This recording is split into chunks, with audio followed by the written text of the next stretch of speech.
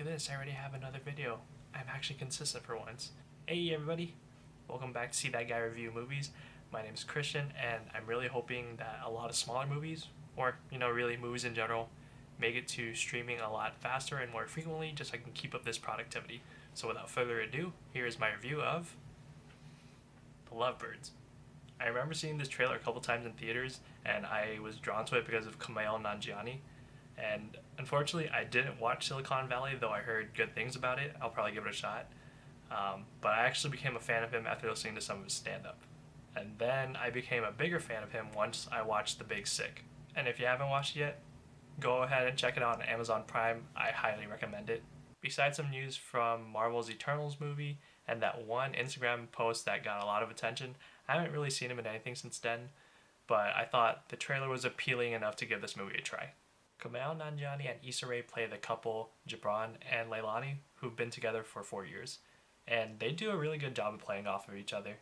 I really like their banter, and I'm not sure if their lines were improvised or their writers are just that good, but either way, it just sounded like they're really having fun with it. There's a handful of supporting characters that do some really interesting things, like Anna Camp playing this sneaky, threatening southern woman, but none of them are really in the movie long enough to stand out. However, when the couple interacts with them, they make for some pretty good scenes, like when Leilani and Gibran break into an apartment. Who do you work for? You little bitch. You little beanbag ballless bitch. Yeah. You think about your grandma and that furry beanbag bitch? What? Besides the comedic aspects of it, Kumail and Issa make the couple feel real. They have some legit conversations and have some genuine moments that make you really root for their relationship. The story goes like this.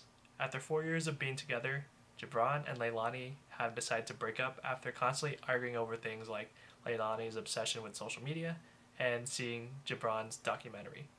While driving to a dinner party, Gibran accidentally hits a cyclist, and when they try to help him, he runs away, leaving his phone behind. A man with a mustache, who they decide to call Mustache, takes control of their car, claiming to be a cop and the cyclist to be a criminal. Once Mustache hits the cyclist with their car, he then proceeds to run him over and over and over, and he goes to check if the body's dead. It is at this point that Gibran and Leilani realize that Mustache was lying and begin to freak out. When Mustache approaches them with a gun, he hears sirens and runs away. A passing couple see the murder scene and perceive Gibran and Leilani to be the criminals.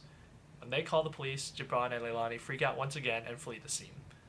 While at a diner, Gibran thinks that they should just turn themselves in, but Leilani argues that if they do, they'll be blamed for the murder because of racial profiling and how crazy the story sounds. After losing some hope, they hear a beep coming from the cyclist's phone, and they see that there's an appointment on there. Leilani suggests that they use it as a lead to figure out who Mustache is and clear their names. And so the two spend the night on their mysterious, dangerous, and hilarious adventure. And I'll have to say that their adventure was pretty bizarre.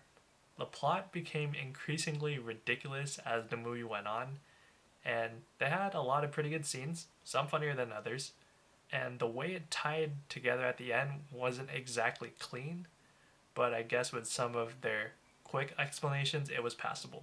And if you really pay attention to the dialogue, you'll know that some scenes have bigger payoff because they serve as callbacks, which is something I really like in my comedy movies. And in retrospect, this plot reminded me of 2010's Date Night with Steve Carell and Tina Fey, except with less comedic shenanigans and more serious relationship moments. Also, there were some times where I had to pause and rewind the movie because, like I said with their banter earlier, it was just really good, and there were some lines that caught me off guard and really had me laughing, so I couldn't hear the next line. I haven't seen a rom-com in a while, but I thought this was pretty good. And I didn't know that the person who directed this movie was the same person who directed The Big Sick, because they both feel so different, with The Big Sick feeling a little more serious and this one being a little more funny. But Kumail Nanjiani doing an excellent job in both movies. And I have a feeling I probably would have liked this in theaters a little more because I would have other people to laugh with. But I still think this is still a servable date movie, even by Netflix standards. And just as a heads up for those who are uncomfortable with nudity, there is a scene that's played for laughs, but it is quick and makes for a decent callback. Once again, the story could have been cleaner, but Kumail Nanjiani and Issa Rae's chemistry managed to keep it interesting right until the very end. So for all those reasons, I'm giving this movie a 7.5 out of 10. Alright guys, there's my review of The Lovebirds. What do you think? Do you agree or disagree? Let me know in the comment section down below. And go ahead and give this video a thumbs up or a thumbs down, I don't care. But if you want to see more movie reviews, go ahead and click the subscribe button right up here. Or if you want to see my previous review, go ahead and click the video right up here. Other than that, I'll see you in the next one. Bye, and stay safe out there.